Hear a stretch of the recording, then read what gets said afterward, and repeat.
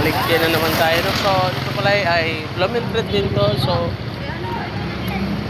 dalawa kasing palengke dito. Doon sa looban at doon sa may labas.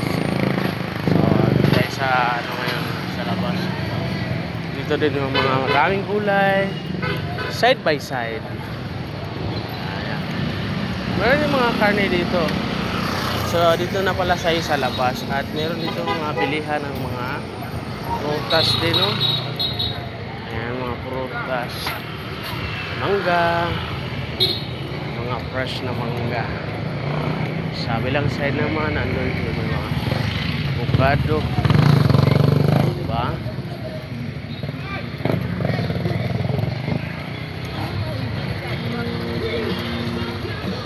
Ayan. So, ayan lang mga kon. Thank you for watching.